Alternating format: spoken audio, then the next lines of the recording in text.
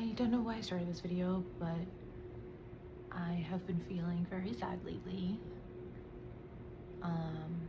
I've been grieving, and I don't even know what specifically I'm grieving, but I'm grieving this change in life and like constantly feeling like a failure.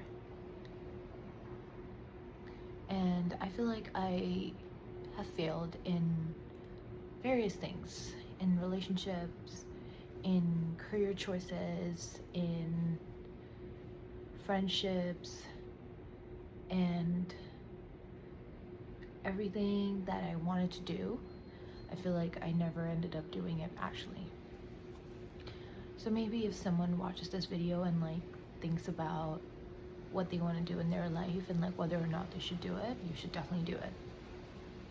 But if you don't feel that my life has ended already, I'm only 26, so there's a long way to go still, and a lot of things I could change and think about and restart and redo and only follow what I genuinely want to do, because my life has been a series of making decisions based on people pleasing and what I thought would be best for me because society or my parents or my friends or my partners would approve me of. And a couple years ago, when I was 23, I was going through something very bad, and most people shouldn't have to go through that, and a lot of people go through something like that when they're in their late 30s or like in their 40s. But I handled it by myself. I'm not comfortable sharing that here at this moment, but during that time it felt like no one was on my side. I didn't have any friends. I had like one friend who saw me go through it all. He was always there to like listen to me, but today he's not my friend anymore. Life changes and people come and go in your life, and it's fine that he's not a part of my life anymore, but I wish him all the best and I hope he's doing okay. But during that time, I felt like my family turned against me. I barely had any friends, and obviously they were also young. They were also in their early 20s, so they were dealing with their own shit. So yeah, but I received support in various ways through the universe, that I'm grateful for, and I am standing right now in a much better position. But since that experience, when I was deeply, deeply, deeply hurt, and I almost felt like if this once I recover from this and I come out of this, I will never ever give another person the power to hurt me. And that was kind of my narrative, and that I can give myself love, I can protect myself, I can be there for myself.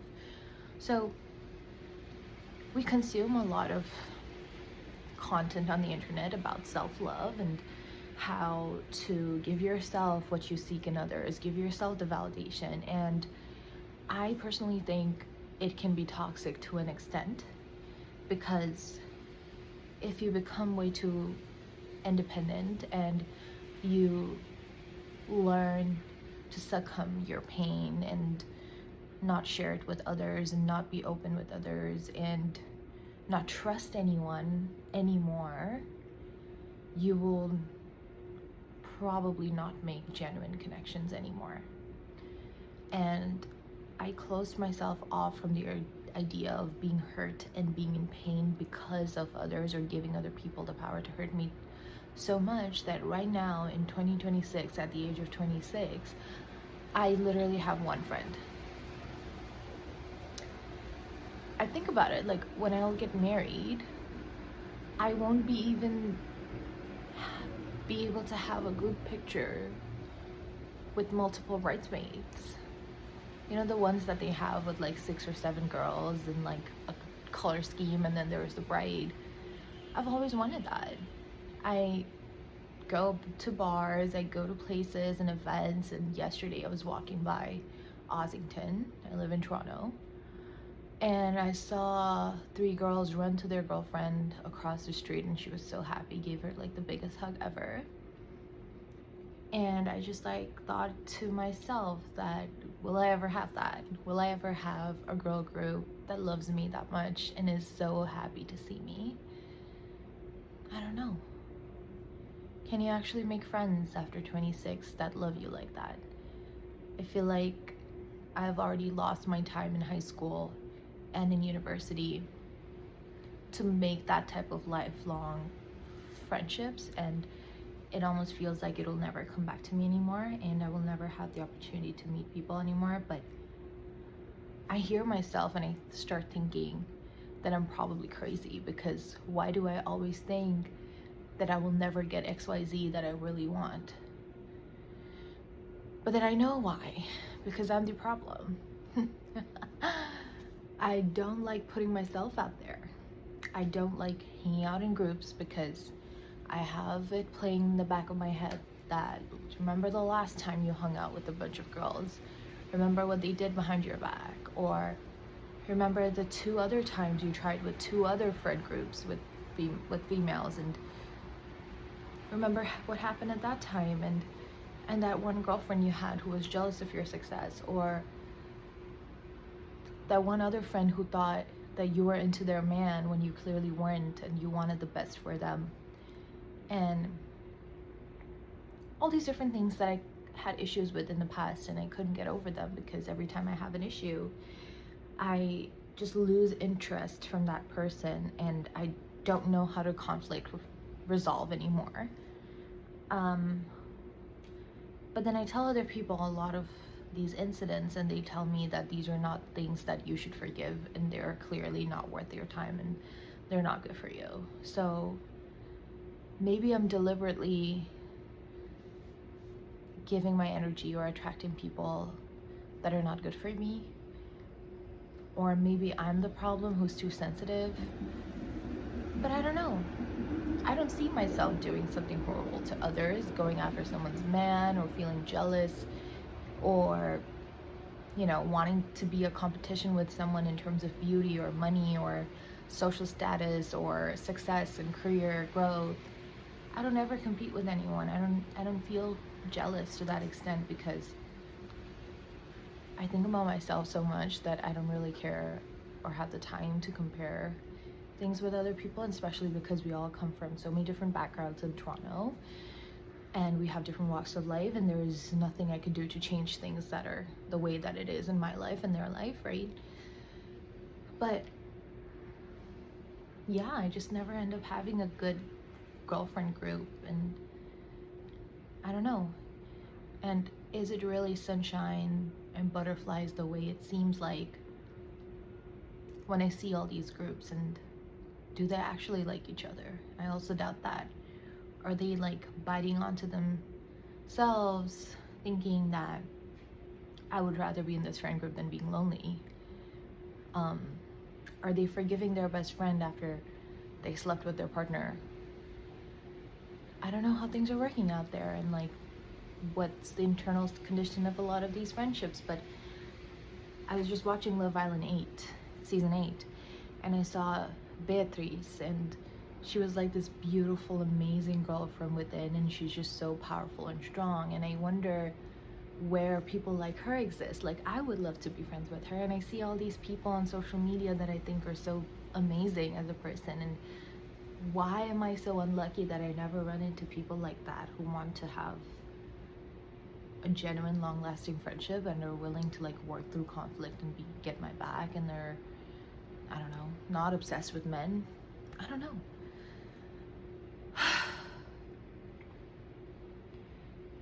But it's starting to feel like, after seeing so many friendships end, that like maybe I am the problem. But I went to therapy, and my therapist told me it's not me. I'm just not going out enough, and I'm not meeting enough people. And I want to go out, but I don't have the energy because I'm so burnt out, and I'm scared. And I realized today that I'm terrified of the idea of getting hurt and being in pain and discomfort again. And I watched too much self-development content. I watched too much Wizard Liz and Simon Squared, and all these people have been telling me that respect yourself, cut off people that take too much of your energy. I've done all that, and then here I am alone. And yeah, of course it's not terrible to be alone. I still do shit on my own, but it doesn't mean that I always have to be alone, you know? And all my friendships have to fail like that. And yeah, it can be both. I could have a group of friends and also be comfortable with being alone. But I don't know how to fix this, and I think maybe the first step is to acknowledge that this is the case, and maybe the second step would be to work on my self-esteem and not be socially awkward and get out there and say hi to girls and be like, hey, do you want to be my friend? Like that series you see. Like I saw this series on TikTok the other day, and this girl moved to Toronto and she just has a camera on her hand and she goes up to girls and they're like, she's like, hey, I moved to Toronto like last week and I'm just like looking for girlfriends, would you be my girlfriend? And I'm like, I look at that and I'm like, fuck, this is so cringe. I could never ever do that. And I'm like, honestly, maybe I have been protecting myself too much and thinking about my ego and my pride too much to an extent that I don't even express it to other people that I want to be friends with them or that I want their company and I want to hang out with them, you know? And yeah, maybe a lot of these self-development things are toxic or too protected and sheltered, and we think what we're doing is right. But yeah. And on the other hand, on the other side of things, it's like if I go out there and I hang out with people, I feel very drained. But then I also want to be outside. It's such a strange feeling, I kid you not. But yeah, right now I have one friend that I hang out with. I have another friend who kind of ghosts me all the time and like she's always busy. And then I check her location and she's in Kitchener with her boyfriend. And she tells me she's like fully booked and like she's working all week. And then I have another friend who cannot meet girls because his parents has a restriction on him on like meeting girls one-on-one, so he can't meet me. We only have an online friendship. And then I have another girl who's like my bestie from a different part of the world. She lives in South Korea, so I barely get to meet her. And I have at least 3 other people that have left the country and were really great friends to me. So maybe I did have great friends, but it just like never meant to stay or meet or hang out or, you know, just be there for me.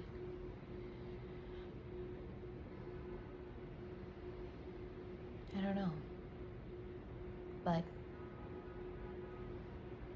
I want to start a series where I talk about my vulnerabilities and talk about things like this and reflect together, and maybe start a community where we can share our pain and not feel like we're alone.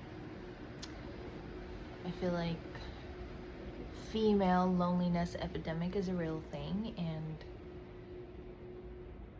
it's not beautiful and comfortable. I know people make it look like, oh, being alone is not a terrible thing. Like, you probably don't like your own company. That's why you're not comfortable being alone. No.